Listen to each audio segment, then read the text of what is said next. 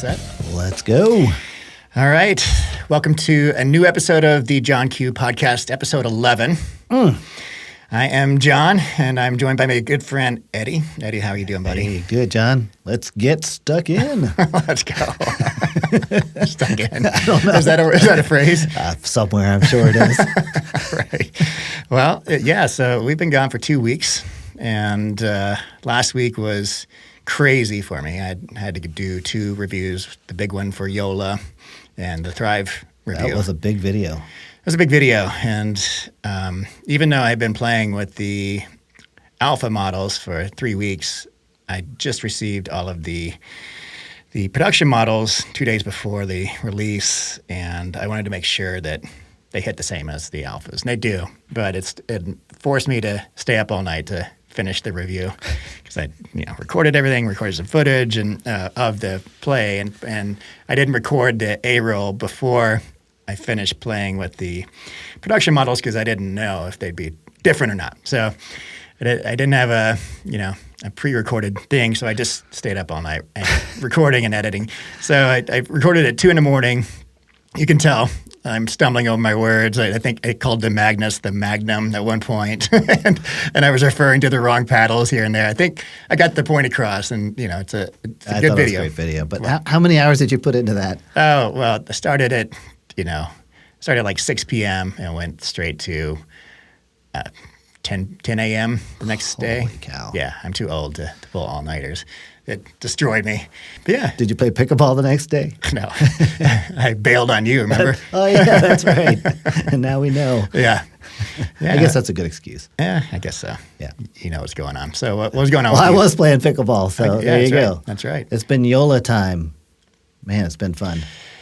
You know People what? are really, really curious about it. Yeah. Been a lot of questions on the court. Every time I pull the paddles out, it's, what is that? For What's sure. the difference between the paddles? How do I get one? Mm-hmm. The hype has been just right up there with the biggest releases out there. Yeah, 100%. If this isn't the biggest release of the year for a paddle series, I'll be surprised. But we'll see. There's some other big ones on the way. Could finally talk about it. Oh my God, It's been sequestered for so long. It's so good to finally be. We've been playing with these for a month now. At least, right? Yeah, 4 weeks now, a little over, and we've been dying to talk about them. And it's funny because we've been playing with the alphas for most of this time, and nobody even noticed because they look just like the Gen 2 Joolas. A few people noticed on the court. A few did. Who were dialed into like the tone of the paddle and that sort of thing. Mm-hmm. But these new ones with the new colorways, everybody sees them and they run over and they're like, "Oh my God, can I try one of those?" So it's been a lot of fun letting people try them. Yeah. Yeah. Anything else exciting happen in your life in the past 2 weeks? Heading out of town again next week. Back to Raleigh, North Carolina for work. Be there for, I think, 4 days. So try and squeeze some pickleball in while I'm there. Yeah. Going to hit up your peeps at Lifetime. Yeah. Some of the local outdoor public courts too. Mm-hmm. Nice. One thing I forgot to mention, it was either last episode or episode before last, is that my channel has passed 10,000 subscribers. So that's a big milestone. That is amazing. Yeah, 10,000 people like you. Yeah, well, maybe 5,000 of those hate me and they just hate watching the entire time. But yeah, it's huge. Well, congratulations. Yeah, thanks. And in no small part to your help on the podcast. Been a lot of fun. Yeah. So my family adds another 4 subscribers. Yeah, 4,000. Your family roots are deep. Just 4. Gotcha. Yeah. My mom's into it. She came for a visit the other day, and she has her own room in the basement of the house, and I could hear her listening to the podcast. So that was pretty exciting. That's funny. Yeah. That's funny. It's funny too that my family was pretty stoked that I was doing the paddle reviews, but it didn't resonate with them until we started doing the podcast, and then my mom is all about it. My mom and dad watch the podcast. Oh yeah, that Eddie guys, he's a good co-host. You guys have good energy together.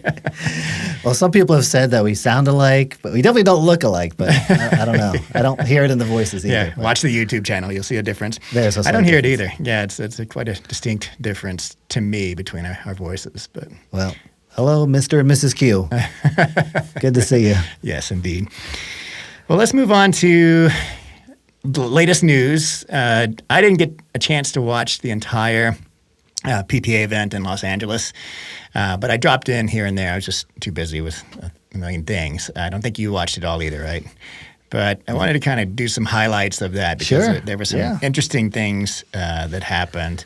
We'll get to Ben and Collin's paddles in a minute. We had discussed this last podcast or the one before where they're paddles that are branded Gen 3, previously Alpha, don't sound like the Alphas that the other players are hitting in Joola. We'll talk about that at the end of the tournament talk. But yeah, some interesting matchups. But kind of the main takeaway is, man, there weren't a lot of people there. I know that the U.S. Open grabbed Annalie Waters and a couple of others, but it just seemed like wow, there's just not many people here. And by the way, is Riley Newman even playing anymore? How long has it been since you've seen him play in a tournament? At least a month, right? Because of his ongoing contract negotiations and issues. And I thought he got those resolved, at least where he could play in a PPA, but it wasn't. He was going to have to pay his way or something. So I think he's just, who knows what he's doing. Yeah, I guess we'll see him at MLP if it ever happens. Yeah. So some different matchups. Different matchups, yeah. Some cool matchups. And some names we've never even heard before, really. The first match I tuned into was the women's singles finals. I was like, Lauren Stratman is fighting for gold in singles? Like, what happened here? Against who? I mean, congrats to her. Good question. I've heard her name a few times. I've got it written down here, but my God, it was a shallow pool, let's say, for the women's singles. So Parento was not there? Parento wasn't there, I guess. Jansen? I guess Jansen, Leah Jansen called it. She wasn't there either. But yeah, men's doubles gold. It was Ben and CJ, the Johns brothers, versus McGuffin and Jaume, Martinez Vic. That's a good. Let's go ahead and jump into the paddle talk here. Let's go for it. That's a good example of, if you listen to the paddles of Ben and Collin, which are branded the Gen 3 Joolas, previously the Alpha, so they're new releases, versus Tyson's. In that game, Tyson's has a much deeper, hollow sound, and the Johns brothers sound just like their original Hyperion and Scorpius.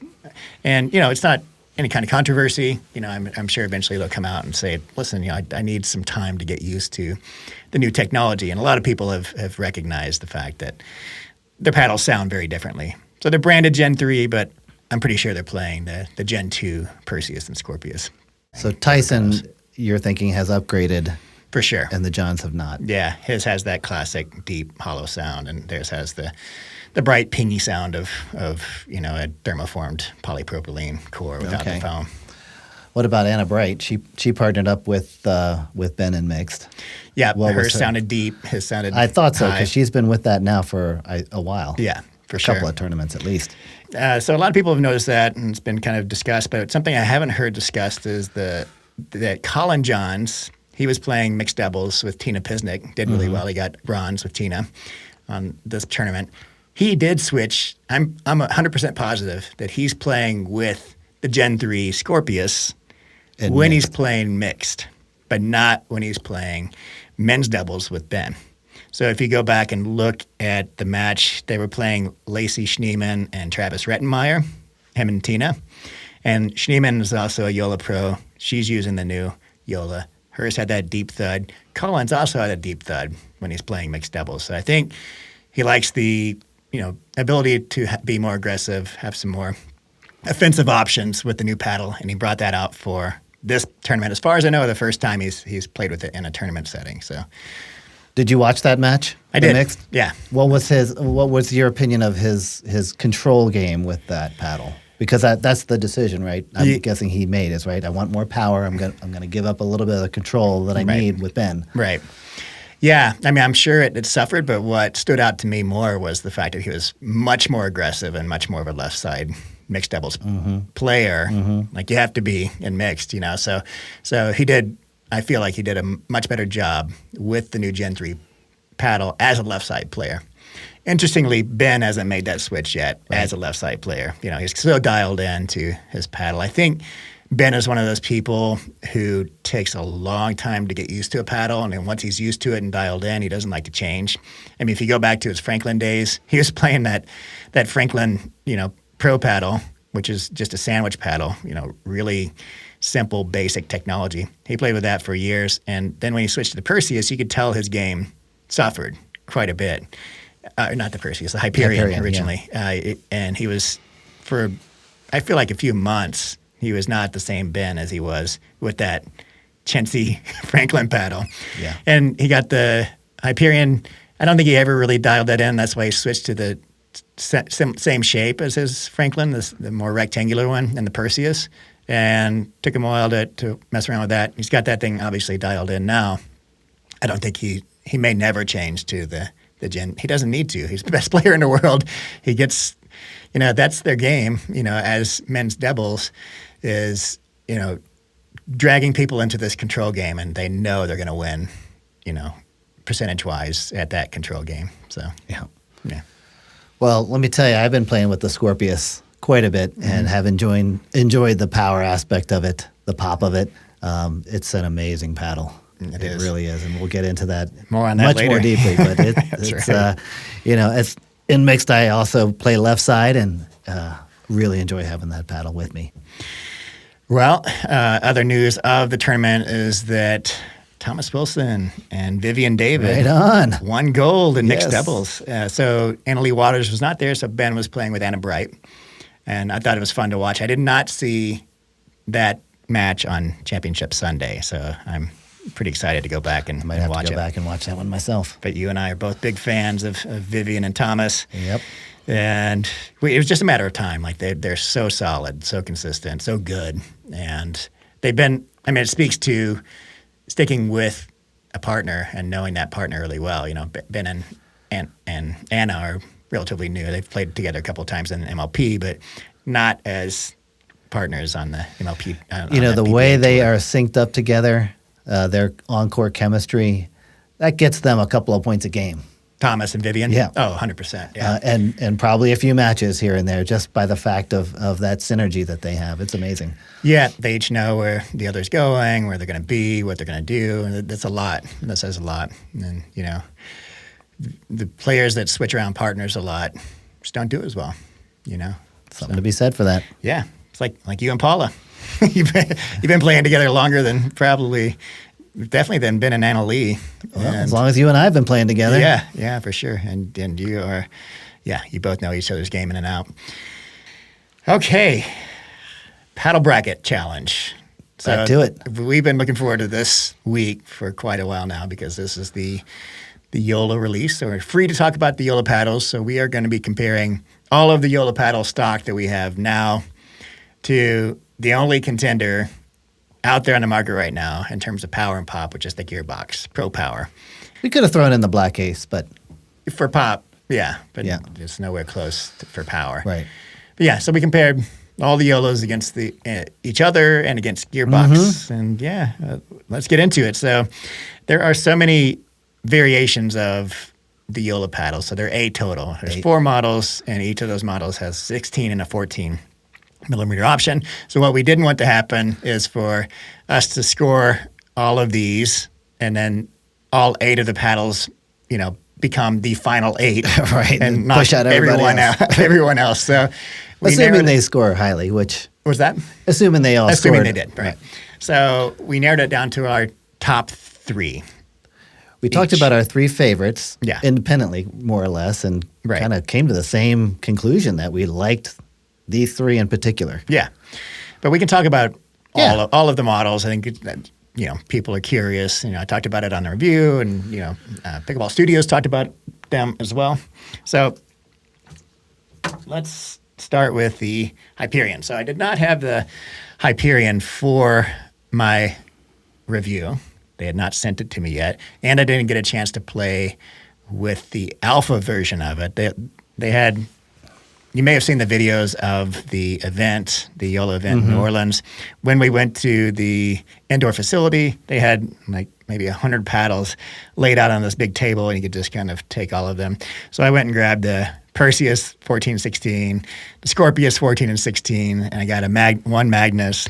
And I saw the Hyperions, and I'm like, those will stick around. Those aren't going to go away. Nobody's going to want to play with those. And then I came back 10 minutes later. They're all gone, and I never saw one after that. So I didn't get a chance to test it as the alpha model. And here I have the production model. So this is a Simone Jargine.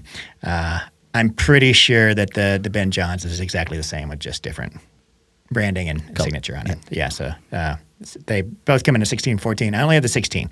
So we both played with this today. I will say that first of all, even though it has the arrow curve top, it is an elongated paddle. This is not a hybrid paddle. A lot of people associate this curved top with a hybrid paddle. It's 16.5 inches long by 7.5 inches wide, putting it into the elongated category with a longer handle, 5.5 inches wide. Same dimensions as the Perseus, but the only difference is the curved top. And I have never been a fan of this particular shape. I don't know why. It's a subtle difference, and I think it looks good. I would probably choose it aesthetically over the Perseus, given this curved top. But, I've played with all the variants of this. I had the original Hyperion, which I did love, but that was kind of the first of this. And after that, a bunch of paddles came out, the R1 Rhombus, the Mach 1 Forza from Volair, and a whole host of others with the exact same shape. And I never really enjoyed playing with that shape, and I'd say it goes with this as well. I don't feel any benefits in terms of hand speed with the arrow curve top. I know it's supposed to be more aerodynamic. I don't notice it. Maybe some people can. And I just feel like the sweet spot suffers a little bit. It doesn't feel as wide to me, particularly near the top. And maybe it's because the paddle curves in right here, and it just doesn't provide the same sweet spot. So overall, even though it plays well, I would put it slightly below. Well, I'd put it well below the Perseus, in my opinion, in terms of my preferences. How about you, Eddie? You actually stole some of my thoughts about it in that when Joola first came into the pickleball market, the Hyperion was really their first shape, I believe. And I really wanted to like it. It was a good-looking paddle. It was different. The arrow top was cool. And I played with it, and I didn't like it. I remember that day. You do? You bought, maybe if we're thinking of it the same day, you brought like 6 paddles out to the courts, and we played doubles, I think with Zach, and I forget the fourth person, but you just bought them all from Pickleball Central, and you're going to send back the ones that you didn't like. Yeah, you're right. And I think the Hyperion was in there, and the Solaire, and you chose was the in Solaire. there. And that's exactly right. I ended up going with a more standard shape, a little bit wide body shape with the Solaire, and I stayed with that paddle for a long time. That's right. Yeah. But that was not my first choice. My first choice was the Hyperion, just because it was, to me, it exuded quality and refinement, and it just didn't do it for me. Yeah. And I think it was the sweet spot that did it for me. Just how it's kind of it's an elongated paddle, it's an elongated sweet spot, but it's on the narrow side as well. So if you miss left, right, yeah, you're going to suffer a little bit, and I do. Yeah, I noticed it too. When you compare it directly, the sweet spot to the Perseus, I'd say that the Perseus is exactly the same dimensions, it just doesn't have the curved top, and I feel like the Perseus sweet spot is more forgiving. I would say much more. I would agree with that. But yeah, there's a subtle difference there. Yep. And I didn't get the same power with the Hyperion as I did with the Perseus either. I don't know if that's... It's so bizarre. I feel the same way. Okay. And they're so close dimensionally, you would think... Yeah. You could extract the same, but you don't. Yeah. All right. Well...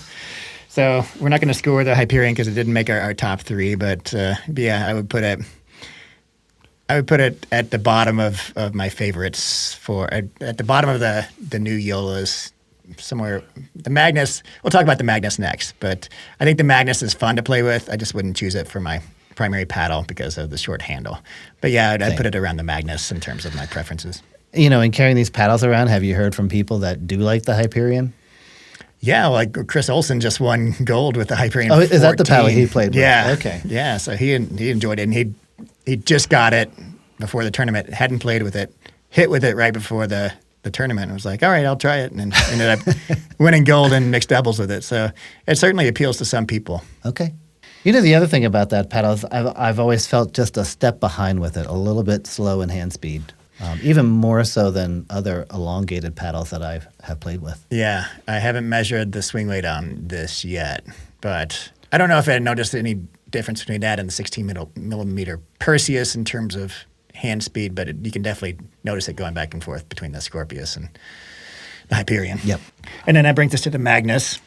So Tyson's pretty in pink paddle, and people do comment on the pink. A lot of people love this pink, and I don't see the pink. I see it as blue, but it looks good to me too. Do you really? Yeah. Well, then how do you know it's pink? Well, he told me. What does the blue look like to you? Blue. So I see blue, but I don't see red and green. So the pink, I don't see the reds and the pinks. So it just comes out We as need blue a whole to me. separate podcast about this one. That'll be the least viewed podcast of all of them. But it's basically the same shape as Tyson's Selkirk paddle.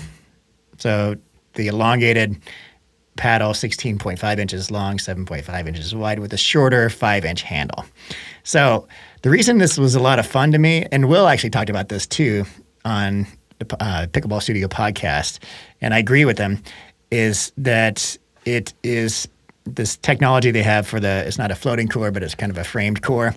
And it's more like a diving board. I brought that up on my review. It doesn't feel the same as the floating core on the gearbox, where you hit it and the dwell time on the gearbox feels like it's kind of cupping it when you hit it in the sweet spot, cupping it like this and then letting the ball go. And, if it's a little low in the sweet spot, it feels the same, a little high. Versus the new Gen 3 Joolas, given it is more like a diving board, it's kind of framed with foam just along the top and the sides. It's more of a effect like this. So if you hit it lower on the diving board, just like jumping on a diving board, there's very little of that springy effect. Yep.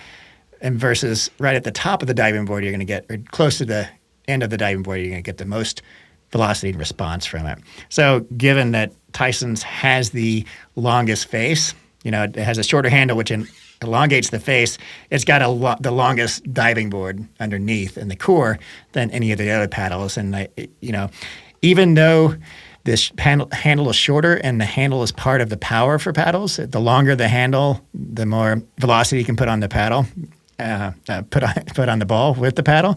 But I think the shorter handle is compensated with the longer diving board effect in the core here. So I had fun with it. The two-e's are hard. You have to kind of overlap your hands to get two-e's here. But overall, the sweet spot is more narrow, I'd say, certainly than the Scorpius is. It's on par with the Perseus in terms of the sweet spot. Spin was great on these. It's kind of all over the place. It's all top tier spin with the new Joolas, but it is all over the place in terms of everywhere from 2,000 up to 2,500 or something RPM. So, what did you think of the Magnus? It just doesn't match my game. I do a lot of two-hand. I do two-hand thirds quite a bit. Mm-hmm. I don't do a lot of two-handed drives, but I do a lot of two-handed blocks at the kitchen. And while I like the kind of the surface area of the face, I just got to have room for two hands on there, and it doesn't obviously have that. So Gotcha. Did you notice any power difference between that and the Perseus? No, not really. Yeah, so that was the 14 millimeter Magnus. This is a 16 millimeter. Of the two, I didn't get a long enough chance to play with the 16. I had the 14 as the alpha. They just sent me the 16 along with the Simone, so I haven't had enough time. I probably prefer the 16 over the 14, but I can't give it due credit to 14. I've noticed that all the 16 millimeter handles are wider. Well, the circumference of them is larger than the 14s, and that's kind of annoying to me because I like a smaller circumference grip. Yeah, I expect more for a $280 paddle. I think standardization is probably a good idea for these paddles, right? Yeah, for sure. That it's kind of common with paddles for a 16 millimeter to have a thicker handle than a 14 millimeter because they just carry the core through the handle, and then you put, the octagonal part on it and you wrap it in grip. So, but that's one of the advancements I'd say in the past year that kind of distinguishes really high quality paddles as a standardized grip circumference. And it's not with these. And the 14s feel, not only smaller, but a little thinner on one dimension than the other. And that some of the bevels on these handles are pretty sharp. We noticed that with the alphas. Right. And we were both like, I hope they fix this for the Yep. production models.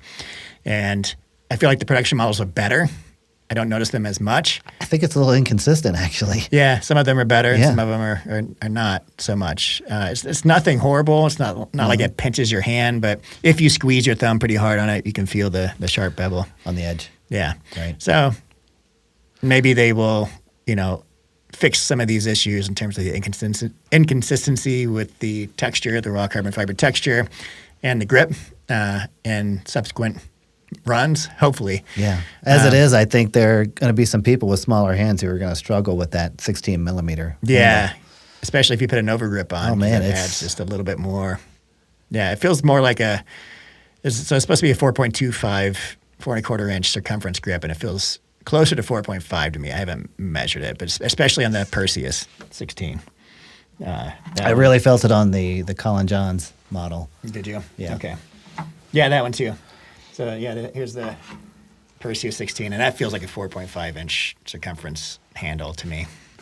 Not a pretty 4.25. thick. Yeah. It's pretty thick.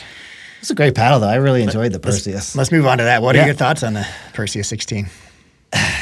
You know what? If the line ended here Mm-hmm. and we weren't going to talk about the Scorpius, this would be the one. Yeah. This is a fantastic paddle. Pretty, I would say, conservative paddle shape, but it's one that works. I love the handle length. What is it, 5.75? 5.5, but you can overwrap it. Okay. As you see it, I did, and it's closer to 6 with the overwrap. Yeah, I feel like the sweet spot on this is a little bit more predictable and consistent than the Hyperion. Yeah. How about you? Yeah, so especially toward the top of the paddle, where you get the most response, I mean, still within the sweet spot, but the upper end of that sweet spot, where you get the most response on these new Gen 3 paddles, the sweet spot felt a little narrower to me on the Hyperion than it does on the Perseus. Exactly. And I think it's because of the shape, the top of it. With the aero curve, you're reducing the real estate on the edges versus the more square shape. So it's a subtle difference, but one that I think we both tuned into. But yeah, I agree. I think, I played with this one. It was my favorite for at least a couple of weeks out of all of them when we were playing with the alphas. And like I mentioned, the diving board effect, the Scorpiuses don't get as much power because it's a shorter diving board. The longer your diving board, the more spring effect you get. And this one has, besides the Magnus, has, a longer diving board. So the power's there all day. Sweet spot's great. Yeah. Let's get into our scores since we both chose this one as one of our top the 3 16 millimeter favorites. Right. So the 16 millimeter. So let me pop open. Would give it a 5 on power and pop all day long. Okay. That is what you scored it. So for power, you gave it a 5. For pop, you gave it a 5. For spin, a 5. A 5. Yeah. It's got those all day. So for me, I gave it a 5 for spin. I gave it a 5 for power and a 4 for pop. To me, at the kitchen, the short hand exchanges for shorter strokes, they just didn't get the same levels of pop as the Scorpiuses, which we'll talk about next. So it was a little more muted. On the other hand, it also lends to more control sometimes. This one, I would not say that it's more controllable than the Anna Bright Scorpius. I feel like the control is very similar. I don't remember what I put on the spreadsheet, but I would probably give it a 3. Okay, for control? Is that what I put? You gave it a 3. Yes, okay. Indeed. So we both gave it a 3 for control. I mean, these are powerful and poppy paddles, and you're going to have to work to dial in the control on these. It definitely takes some thought and some focus. Not like the Gearbox level. Not like the Gearbox. but definitely more than a Selkirk Lux. For sure. Some of the things that offset the power and pop when it comes to control with these paddles is the wicked spin and the oversized sweet spots, of these paddles. Yeah. Those two help you with your control game in big ways, because you're able to shape, even with dinks, if you can put just a little bit of extra topspin on it to get it to dip in at your opponent's feet, that provides more control. And also just the sweet spot, it's more forgiving. You're able to hit, an inch on either side of the sweep of where you normally hit it. And on the gearbox, that would be a dead zone. On this, it still gets enough to get over the net. So I hope the spin sticks around. It's really, Me too. really impressive. There's plenty of ball dust on these paddles. Man, that neoprene cover, it's hard to get the paddle in there because it's so sticky. I haven't tried that yet, but I bet you're right. Yeah, that's hilarious. Yeah. And then it sticks on your shirt. And that was a quality control issue I brought up in my review. Not all of them have the same levels of crazy grit, and the texture you feel with your hands correlates to the spin numbers I was getting.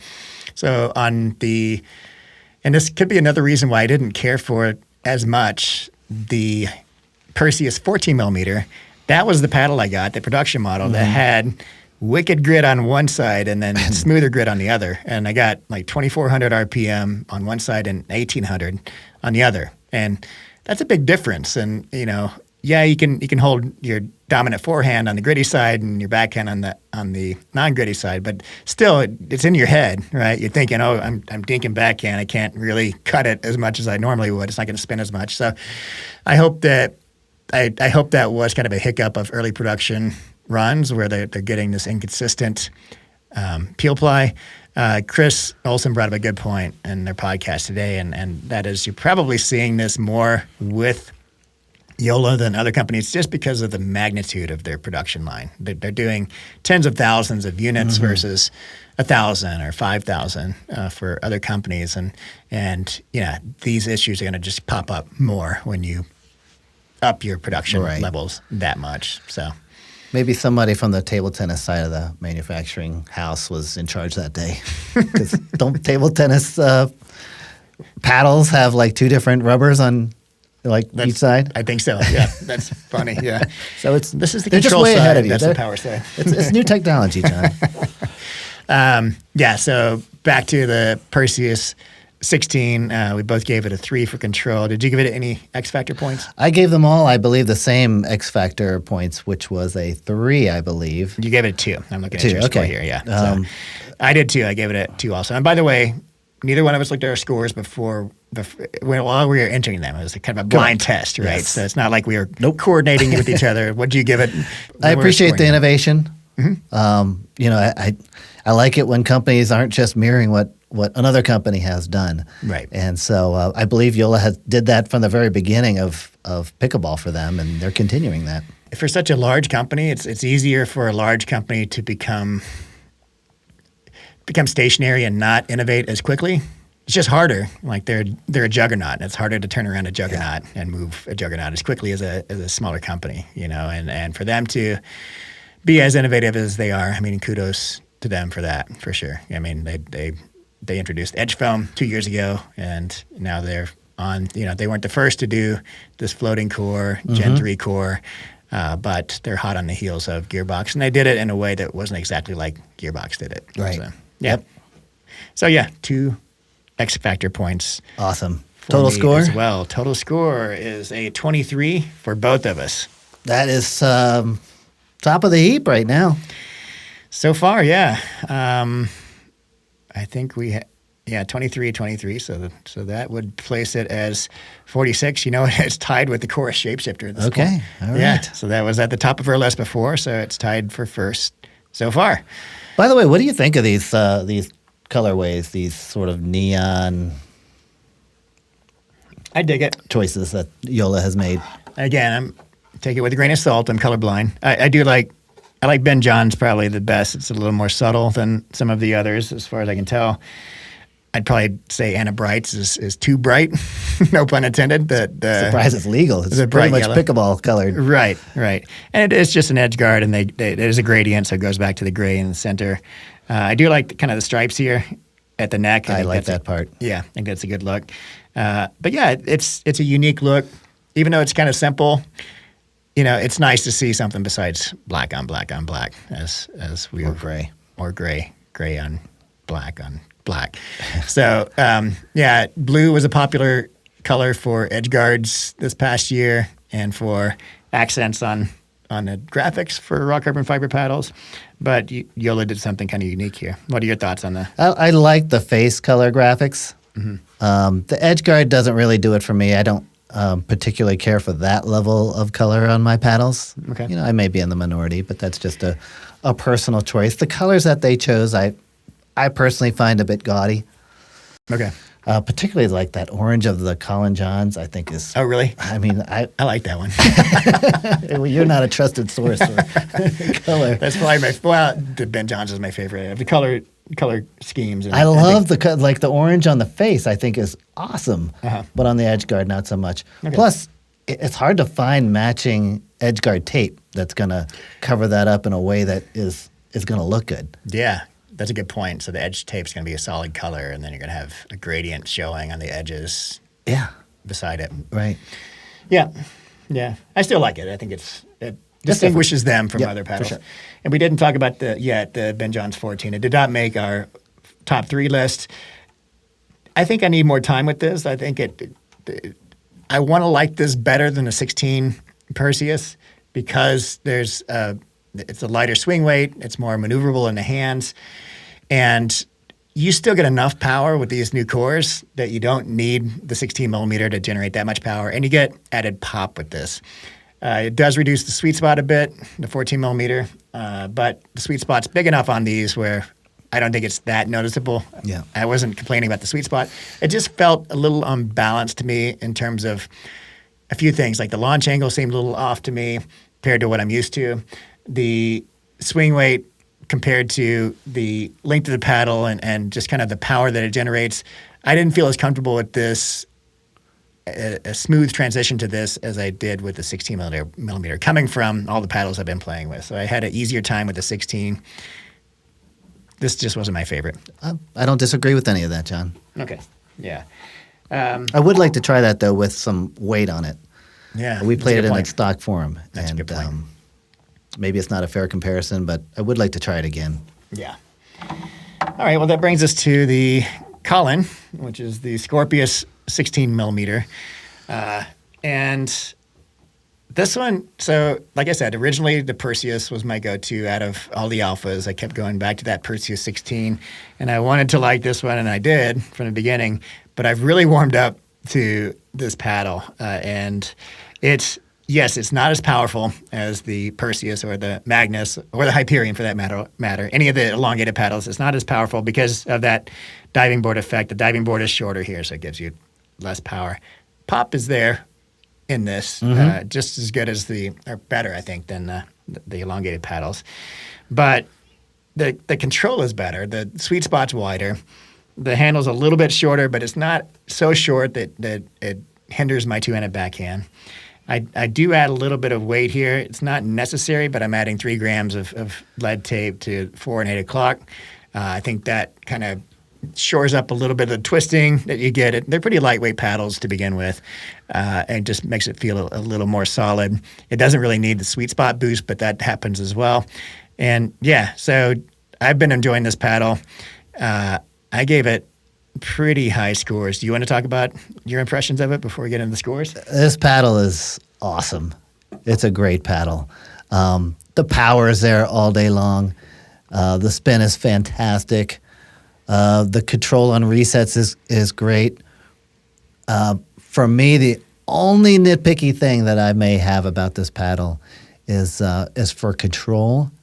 It's heavier than the 14 millimeter, and I can feel that weight.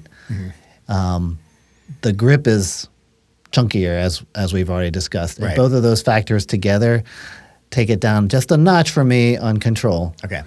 But otherwise, man, this thing is pretty incredible. Let's go through each of the scores. So spin, I gave it a 4. I gave it a 5. You gave it a 5. Power, I gave it a 4. You gave it a 5. Yep. So and pop as well. Pop, you gave it a 5. I also gave it a 5 for pop. Sweet spot, 5 for me. You gave it a 4 for sweet spot because of those issues you were talking about. Okay. Yep. And control, for me, I gave it a 4. And I think I gave it a 4. 4 also. Okay. Yeah, so we ended up on the same score for control. I'd say for me that it didn't get top tier number 5 graded control because of just the power and pop it generates. Like, yes, there are those things to offset that, like the generous sweet spot and the spin you get, But still, you have to pay attention or you're going to pop more balls up. And regardless, even if you do pay attention, you're going to pop up more balls than you are hitting with a Gen 2 thermoform paddle, and especially with a Gen 1 paddle if you're playing with those. Yeah. Going from something soft and muted to this paddle is going to take some adjustment. I love just the accessibility of the power on this paddle. Right. You know, the Perseus is like 100% power, right? But you're only going to get that maybe 60 or 70% of the time just because the sweet spot is the way it is. Right. This is 90% of the power, but you can get to it a lot more frequently because that sweet spot is just so generous. That's true. Yeah, that's another way to think about the sweet spot on this and related to the power. And given I think most of the pop, the added pop over the Perseus and the Hyperion and the Magnus is simply a factor of its maneuverability. You're just able to go from 0 to top speed with this paddle quicker than you are with the others because of the reduced swing weight. And lower balance point. Well, the next paddle we're going to talk about is the queen quickest. of the, the quickest. maneuverable. So X Factor, we both gave these 2. 2. Yeah. Okay, so I got a total score for the Collin of 24, and you gave it a total score of 25. Okay. Right now is the number 1. It is the number 1. Might not stay there for very long. We'll see. Let's move on to the Scorpius 14, so the Anna Bright Scorpius, which you have over there. The Bumblebee. Yeah, so bright yellow, This not is my no favorite longer color. your paddle, John. You've got both of them. You got the Alpha and the production model. Yeah, and I'll, from day one of the use of the Alpha, I wasn't in love with it, but after a week of playing with it, I feel like it broke in, honestly, a little bit. The sound was different. The feel was different after a week. And since then, it's just been a love affair, me and Anna. Look out, James.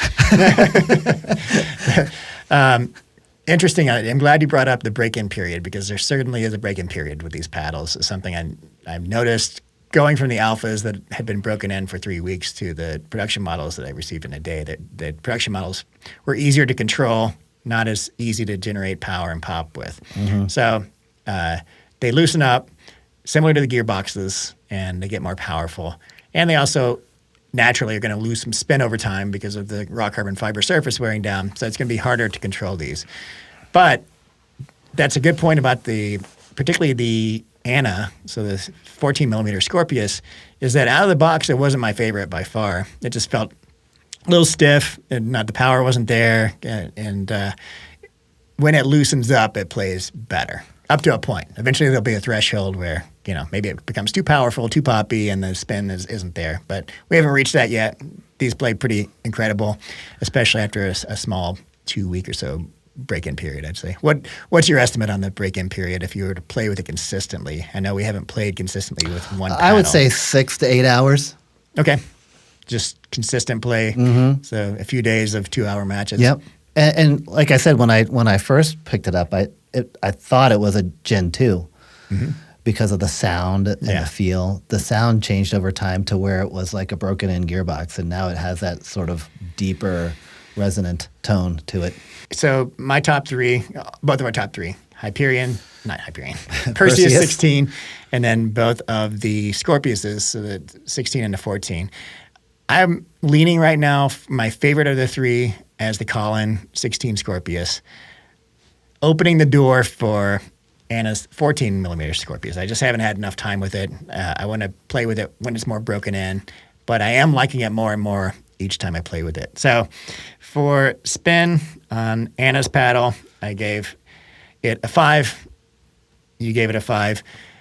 Important to note, again, the spin levels for all of these should be exactly the same. All of the Joolas, they're not because of the grit differences, a little bit of QC issues.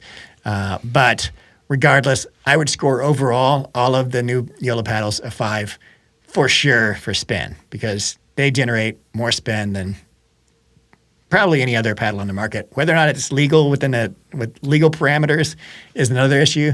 I know Chris got high Starrett readings on his Starrett machine. It's not an official reading, but that's his. He saw that with the Joola paddles. So I don't know if the grit is going to go down in terms of its texture over the next few weeks, but I've been hearing people who ordered the original batches of the Gen 3s saying it still sticks on their shirt when you stick it on there. So the grit is there. So 100%, 5 for spin all day for these. I have a sample size of only 2, and that's the pre-production alphas and now these production models. Yeah. I have a lot more time in with the alpha model, and I will say that the spin feels pretty close to right out of the box. Okay. After many, many hours of use. That's good. So it's, in my opinion, it's holding up well. One thing I noticed is that the ridiculous texture of the surface that you feel on the ones that are really juiced up, like the Magnus production model was the one I could stick on my shirt, just standing straight up, and it's not going to fall off. That goes away pretty quickly after a game or two, but the spin doesn't decline accordingly. So you're not going to get a 50% reduction in a game or two. I'm still getting wicked spin with this. And I spin tested them after playing 4 hours with them, and those RPMs I got on my review, like 2,400 average, are for after 4 hours of play. So, and they feel much smoother after those 4 hours.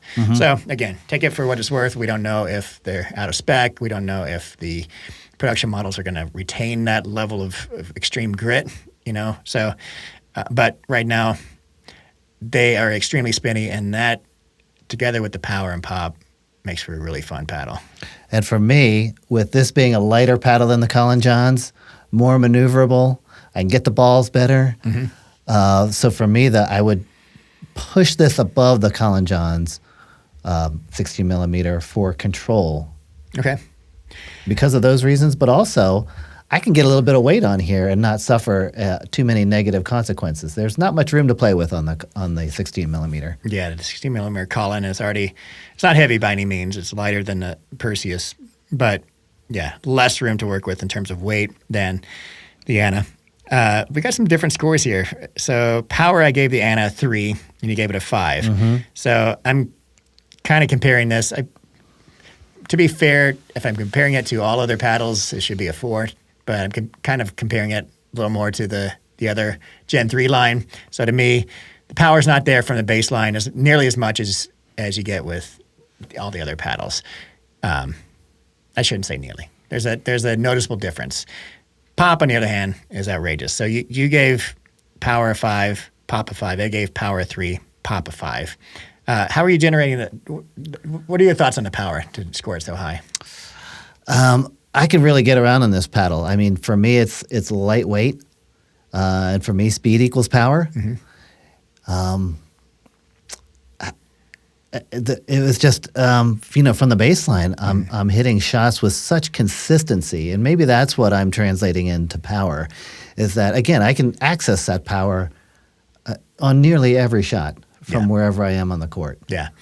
Yeah, when you wind up on a serve with the Anna, you're not lacking any power. Speaking about your game, on the receiving side, those serves are coming in hot. So are your drives. Maybe I noticed a little more power with the Perseus, for example. Sweet spot, I gave this a 5 for sweet spot. Again, this shape just lends itself, even at a 14 millimeter version, which generally reduces the size of the sweet spot, it felt like a very generous. This is the only 14 millimeter paddle I've ever felt comfortable with, to be honest. Yeah. You're not a 14 millimeter player. You're right. I've tried a lot of them. I've always wanted to like them because they're all advertised as power, and have never liked any until today. So control, you gave it a 5. I gave it a 3 for control. Because of that added pop, I noticed popping some dinks up. Doesn't mean you can't manage it. It just takes some getting used to, but definitely requires some focus. Yeah, you gave it a 5. X Factor, again, 2 for each of us. Yeah. So that brings the totals, 23 for me for the Anna Scorpius and 26 for you. And let's tally those up and look at the total score. So for the Perseus 16, again, 46 total points. For the Scorpius 16, 49 total points. Tied for the Scorpius 14 millimeter at 49 points. I preferred the Collin 16. You preferred the Anna 14. But they ended up being equal in terms of the tally. And that's a pretty significant bump over the existing best paddle. It'll be interesting to see what the next few weeks bring, John, because I would say that these two paddles, the Scorpius 14 and 16, I'm not a fan of hyperbole, but I would think these are the best paddles on the market right now. Overall, yeah, it depends on, to me, it depends on your play style for sure. I think there's a lot to be said about where we're capping power these days and where it's taking the game. I think that for most lower level players, they're going to love these all day, up to 5.0, I'd say. For 5.0, it gets a little more nuanced and above, like up to pro. Some players, they're going to perform extremely well. Others who are more control-oriented probably aren't going to be better off with these paddles because they're going to miss that minuscule That's fair. That minuscule difference that they're getting in terms of the ball height over the net between these paddles and something more control oriented, and that matters at games at higher levels. For the lower levels, even up to 4.5, I'd say you're getting more benefits than not with these because of the ability to really put balls away. It's becoming a little more like tennis. Yeah, I'm going to disagree a little bit with you there. I don't see this being a very viable option for a 3.0 or even a 3.5. I don't think that they have enough refinement in their control game, in their reset game, to really make the most of these paddles. I think they'll enjoy the power aspect of it and the spin, but there's a flip side to that. And if you're not ready for that, it's not going to work for you. Yeah, the 3.0s I'm thinking of don't have a control game to start with. It's all just drive it as hard as you can at the person at the net. So, I think they're going to love these for that. But to your original point, these are good paddles, 100%. They're some of the best paddles on the market for sure, depending on your play style. I agree. Sure. So that's always going to be the case. That for you and me, obviously, we gave these two Scorpiuses the highest score. I think the sweet spots don't get better. The spin doesn't get better. The power and the pop combined with the levels of control you get. It's just, yes, they're hot paddles. They're definitely power paddles. I wouldn't even call these all-court paddles, the Scorpiuses. Well within the power category, but manageable control and in the right hands are very effective. So what are the power numbers on these two Scorpii? In terms of my percentiles in my database? Yeah, if you were to take out the Perseus and the Hyperion, where would they stack up against the group? So the Perseus and the Hyperion both score up there, just slightly below the Gearbox Pro Power elongated, and their hybrid shape. Mm-hmm. Those got similar scores. Mm-hmm. So not quite as hot as that, but very, very, very close. And I think it's like 0.1 of a mile per hour difference. And then the Scorpius is still very good power in between the top performing paddles and the Gearbox in my database. But the pop on these is even higher than the elongated versions. And the Anabrite Scorpius is the poppiest paddle in my database. Before it was so the ProKenix Black Ace was the long reigning champion in pop. It had slightly more pop than the Gearbox paddles, but Anabrite blew that out of water by like a significant margin. So that's where they stack in my paddle database. Let's move on to the Gearbox. So we brought the Gearbox out and played with that side by side. And this is where I want to talk about the break-in period because there is a noticeable power difference with my Gearbox, which is A, leaded up, and B, well broken in. I've played with this thing on and off for months. Since the beginning of right. And the thing is hot. And when I switched from that, I think came from the Scorpius first of all. So I started with the elongated Joolas, went to the Scorpiuses, and then tried to use the Gearbox after that. And our first 5 points of the game, I hit it 2 to 5 feet out of the baseline. You were launching those suckers. And it's because of the paddle is broken in, and it's more powerful because it's broken in. B, it doesn't generate as much spin as the Joolas, and that's a big factor when you're top spinning a drive from the baseline. If there's let's say there's 1900 or 1800 RPM versus 23 up to 2500 RPM, it's going to affect where the ball lands by several feet. It's going to dip much harder with all that extra RPM, and I just wasn't able to get that with the gearbox. Caveat here is that the gearbox is several months old. The spin is holding up. It doesn't start as good as the Joolas, but it is more durable as far as our tests are concerned. You know, I went back and reanalyzed yours and mine, and the degradation of the spin is less than most other raw carbon fiber paddles. So who knows in 6 months after playing with the Joola Gen-3 if the spin will be similar to the gearbox, worse, slightly better, we don't know. Regardless, the gearbox was really, really hard for me to control. Smaller sweet spot, much smaller than the Alphas / Gen 3s, and less spin. So it took me a while to dial it in.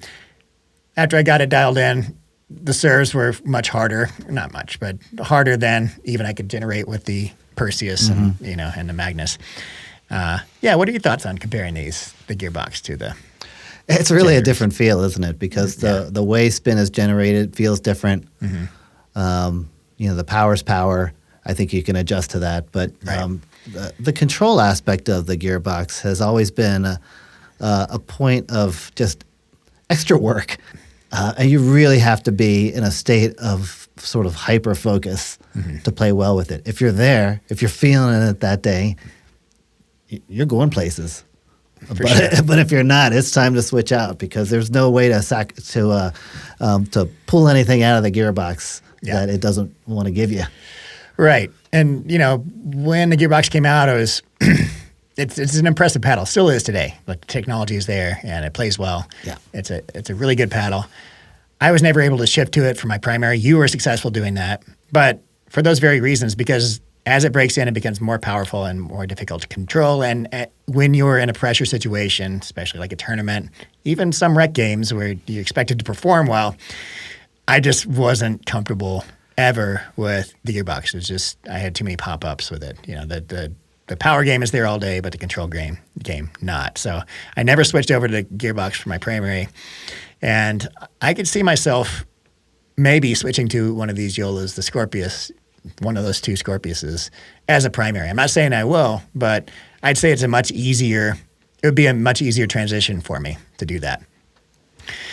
All right, so let's look at the total points we got for the gearbox.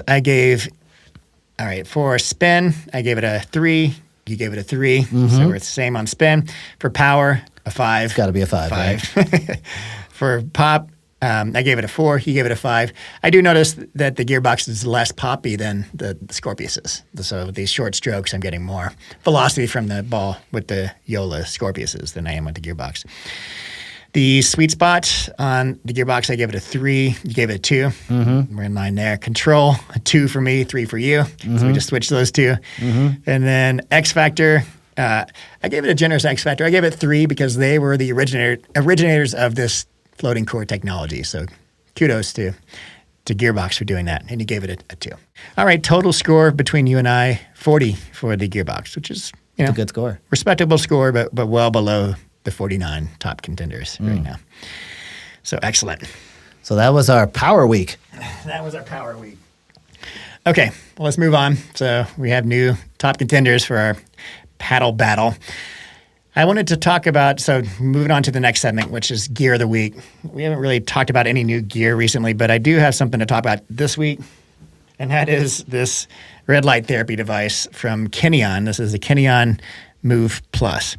They reached out to me, and I read their email, and I looked at the email, and I was like, oh, this must be some kind of snake oil similar to those electrode devices you put on to get like ripped abs, to make your muscle. They don't work, right? And I've even seen some of those at the booths at the PPA events. Maybe there's some benefits to them, but for the most part, they're not objectively good stuff. So, but I was curious about this, the red light therapy, and I looked it up and I started getting onto medical websites and looking at peer-reviewed literature. And there's a wealth of peer-reviewed literature about their efficacy and all kinds of stuff these things do. So they're used mostly for like anti-aging of skin. So the LED near infrared lights that they make, a lot of companies make them for faces. So you put them on your face and it reduces wrinkles and like, well, give me some of that, John. Spots and that sort of thing. You don't need it, Eddie. I need it far more than you. But that's not what I was interested in. So when combined with the LED near infrared lights and laser lights, which penetrate deep into the tissue, that's where the magic of this happens. And like I said, there is peer-reviewed literature on this. The deeper penetrating laser red light therapy stimulates the mitochondria in your cell to replicate, not in a bad way, but to heal faster in terms of joint injuries, reduce inflammation, reduce pain, and that sort of thing. They made this originally for the knee. You can see it's a strap with there's actually 6 lights. There's 2 lights on each of these bundles, and you can wrap it around your knee really easily. You can wrap it around your elbow easily, and you can pop these out and use them individually on different parts.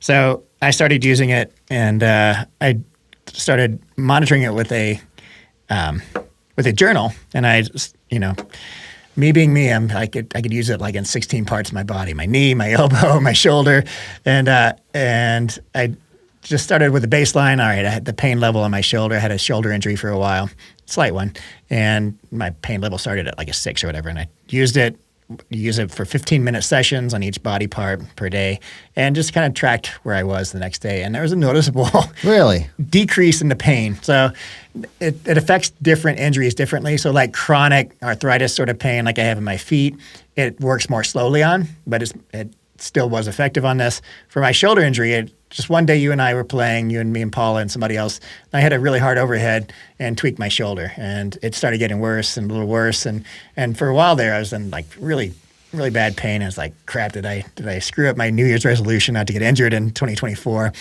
And kind of the peak of the pain is when I got this device, and in a week, the pain went from like an 8 to a 2, and now it's completely gone.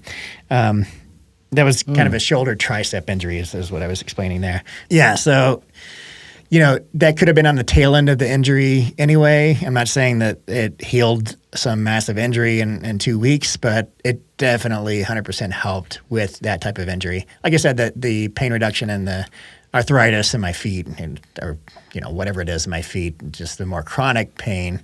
I imagine the same with tennis elbow. If you have tennis elbow, it's going to work more slowly. It's not going to make it go away in 2 weeks, but it's helped everything I've used it on. So I'm really impressed with it, and they're not cheap. This device is $500.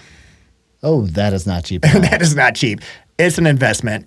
So I would say it's totally worth it if you have some nagging injuries. If you want to prevent injuries, like where I am in my life, it's totally worth me spending this much on it because it's a more preventative measure. I notice pain flaring up in certain areas. Use this. It helps the inflammation go away, helps the pain go away. That is fascinating. Injury-free.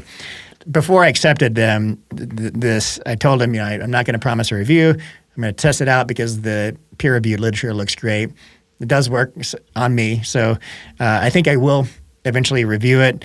And so I asked them for affiliate code. So I do have affiliate code, same for everything else, Johnkew. Mm-hmm. You can get $50 off that $500. But don't go out and spend $450 on this until you actually read a lot about it. So there's a wealth of literature, not just on the Kineon website, but go on to Medline and all of these websites that do have peer-reviewed studies, and look for yourself and make sure that it fits the needs that you need it for before investing in this. But so far, I've been duly impressed with it.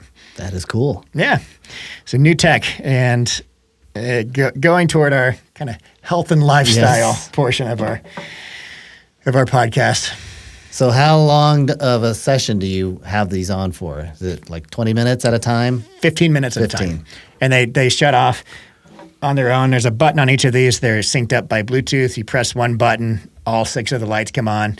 You put it on while you're working. So in the mornings, I just put it on each body part, and after 2 hours, I'm done with everything because it's 15-minute sessions, and they all go off after 15 minutes, so you're not overexposing yourself. There's no danger to overexposing yourself, but eventually it's diminishing returns with this technology. So you don't want to go like 30 minutes at once. But you can do 2 sessions a day, like do one in the morning, one in the evening for speedier recovery and that sort of thing. And it's direct on your skin. Direct on your skin. It can go through thin clothing, but they recommend putting it direct on your skin. So there's no like gel or anything that maximizes contact. Like no, it's literally just like a red light that comes through there, and this one has laser, so don't use it on your face. It's not recommended for like wrinkles or anything because it could damage your eyes. This one, so this is only for joint issues and injuries and that sort of thing. And from what you can tell, it's actually helping with healing. It's not just pain masking. Yeah. Like that's amazing. It took away the pain in my tricep and shoulder. And like I said, I felt it after the first session, a significant improvement. And then it was a little slower after that. But after 2 weeks, I was like, okay. You know what it feels like to me? It feels like when I was younger, I was able to heal faster. You fall on a skateboard, twist your knee or something, you're hurting real bad one night, and then a week later you're healed up. Versus now in my 50s, it could be 2-3 months later and I'm still suffering with that same nagging injury. So yeah, this is a good, something really great for aging players, I'd say, and for younger players, because even younger players are. Well, who our age isn't suffering with something? That's right. Some sort of knee, hip, elbow, shoulder, you name it. Yeah. If it moves, it hurts. That's for sure. But yeah, it's just something I was pleasantly surprised with, and I'm glad they reached out, and I'm glad I looked into it without just putting it in the spam folder, because it really is an effective device with a lot of research behind it. Well, look into that. That's really interesting. Yeah. All right, Eddie, let's move on to Q&A and then wrap up this podcast. We've been going for a long time. It's going to be a 2-hour podcast. So I did want to have a giveaway for next week. So, by the way, our Kevlar week for our paddle battle is going to be deep. We've got so many Kevlar is that next paddles to review. It's either next week or the week after. And then we're going to be wrapping this up shortly, right? You can see the J2K on the wall. We've got the J2K is awesome. Yeah, we've got the Joola Gen-3, which is there. Yeah, the Hirache Kevlar. Yeah, Hirache and Kevlar. That looked really nice. There are going to be so many. But I recently got a bunch of paddles from Engage to kind of run my metrics on. I'll be doing a review of their Pro 1 line, the new paddles from Engage, but they also sent me some of their older models. So this one is the Engage Extreme 14 millimeter. So this is an elongated paddle, 16.5 inches by 7.5 inches wide.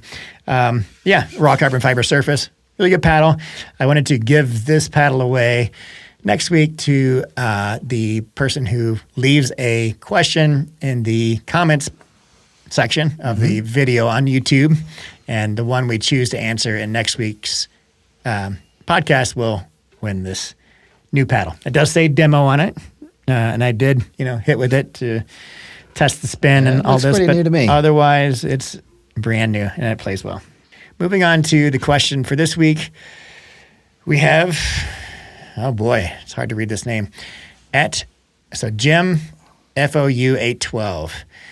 He writes, I heard a rumor about you coming up with a maneuverability matrix, so for fast hands using swing weight and static weight. Is this true, and will you be using a non-constant value? If so, what? Thank you, Jim. So yes, this is something that I've been in consultation with Brian Fitzpatrick from Graffiti, yeah. Brian is the engineer who creates and manufactures these Graffiti SW1 devices, which measure swing weight and twist weight. And Brian is just way better at math than I am. I had this idea of how we could incorporate both swing weight and balance point and static weight to kind of calculate how maneuverable a paddle is. My idea was to come up with a maneuverability index. And we've had this balance point metric for a while now, and nobody really knows how to use it. Originally, I tried to classify it as head light, in between, and head heavy. So equal balance, head heavy, head light, similar to how tennis rackets do it. But it's a little trickier with pickleball paddles than with rackets because they're all within such a small range of length. But I still think the balance point matters, and it's something that we haven't been able to talk about it intelligently or use that stat in a way that resonates with people yet. So my idea was to be able to use the balance point and with this maneuverability index. So I sent Brian kind of a real rough kind of formula of how I wanted to calculate it. And he was like, let me give you some feedback on this. We shouldn't use these variables. We shouldn't add these two because it opens the realm of possibility for somebody to game the system and put like 4 ounces of lead just in the base cap to get the maneuverability index to look great. So he is he is a mad genius. So Brian he's been spending, days and weeks on this and came up with this crazy elaborate mathematical formula. So he figured out a way to calculate in watts with the same methodology he's using to calculate swing weight and twist weight on his machine, to calculate in watts how much power is needed to swing a paddle 180 degrees from forehand to backhand or vice versa in a given amount of time. So he's holding the time unit constant. So he's doing it like 0.2 seconds, right? Okay. So really quick back and forth, or just one way or the other. So he's able to do that effectively. So that's a known. But that's got to be a different machine. That can't be done on the SW1. Well, you can, but it's using the swing weight, static weight, twist weight, and balance point. So it's combining everything together in a really fantastic way. And so it's a calculated number. It's not a independent machine measuring wattage. Exactly. Okay. So it's something that if it becomes viable, and he's kind of proofing it with other big brains, right? And if it becomes viable, we can use it in our paddle databases, and we can release it for other paddle reviewers to use if they have a graffiti machine. Here's the calculation you put in Excel to calculate the maneuverability index. So from that watts used to go back and forth with the paddle, he's also calculating angular versus linear power requirements. So angular being the kind of the torque used in the twisting motion of that movement, and linear being if you draw a straight line between the balance point of where the paddle starts to the balance point of where the paddle ends, that's the linear measurement. And he's incorporating kind of ideas on how it takes larger muscles to create the linear force than the smaller muscles to create that torque force. And he's putting that in. It's crazy how much is in this formula. But the takeaway is that he sent me kind of the draft of where all of my paddles line up in the database with respect to his formula for this hand speed index, and they are definitely correlated. So that the speediest paddles in terms of hand speed are correlated with swing weight. So lower swing weights equating to quicker hand speed, but it's not a one-to-one relationship, and it takes into account the balance point in ways that are unexpected. So, I reviewed the Grip Balance 1 paddle, and with the 30-gram cap in the base, there's a noticeable, that doesn't make your hand speed decline, but it adds pop and power to the paddle as well, up to a point. 30 grams might be that point. It might be lower for some people. Regardless, that shows the importance of the balance point. And, so the Balance 1 paddle is rather high up in that list in his calculations based on the metric of hand speed, and relative to other paddles with the same swing weight and with the same static weight. So again, it's taking into account and making palatable and useful the balance point in this whole calculation. So I think this is going to push. I'm excited about it. I'm pretty nerdy when it comes to these metrics, and you can kind of get a baseline metric just by looking at the swing weight for sure in terms of the hand speed of a paddle, but the nuances of the balance point add a lot of information in there, and I think I'm excited to get this thing going and start using it. Have you taken a moment to compare how his calculation plays out to how you might feel about a paddle sort of anecdotally? I do. And that's where it's exciting to me, because anecdotally I'm like, this makes total sense. These aren't lined up the way they would be with just swing weight alone, and especially with just static weight alone. So swing weight's a better measurement than static weight to get a sense of maneuverability. Right. Swing weight with all these other calculations, the maneuverability index is a much better way than just swing weight to get a sense of maneuverability of a paddle. So if we can get all on the same page and start using it across the board, even paddle manufacturers, I think it's going to be a really useful metric. That's very interesting. Just need to keep an eye on accessibility for folks to be able to understand what it is that these numbers translate into. Yeah, I was chatting with Chris and Will and Braden about it too, and they were pretty excited. But Chris brought up a good point. It's like, is this going to be palatable to a general audience? But I think it is. It's in the same way that the Graffiti SW1 machine has incredibly complex mathematical formulas to calculate the swing weight and the twist weight. It's easy to understand that you put your paddle in there and it kind of calculates how heavy it feels when it swings. Sure. It's going to be the same way for this metric. Yeah. There's a lot of complex stuff going on under the hood that you don't need to know. If you want to look under the hood and you're mathematically inclined, you can understand it. And over time, people will translate a certain, I don't know what you're calling this, the Q factor, a Q factor number of whatever translates into a paddle that they really like the feel of. And so that's something that they're going to want to get close to with future purchases. Yeah. And, so static weight's going to become more irrelevant than it is now, because at 8.0, two 8.0 ounces paddles, one could have a really high hand speed index and the other a very low one based on swing weight and balance point and twist weight. It's all in there. There was a time, John, when all I cared about was the static weight of a paddle. I'd email Pickleball Central and I'd get in touch with their customer service. And I'm like, I got to have a 7.8 ounce paddle. And they're like, okay, fine, we could do that for you. How far we've come. How far we've come. Yes, indeed. Speaking of how far we've come, this podcast has come very far. Yes, indeed. How long into the podcast are we? Hour and a half at least. Well, that's it, Eddie. That's all I wanted to talk about this week. It's been fun to get back behind the mics, sit across from you. We'll spend another week in testing and evaluation of some Kevlar paddles. Yeah.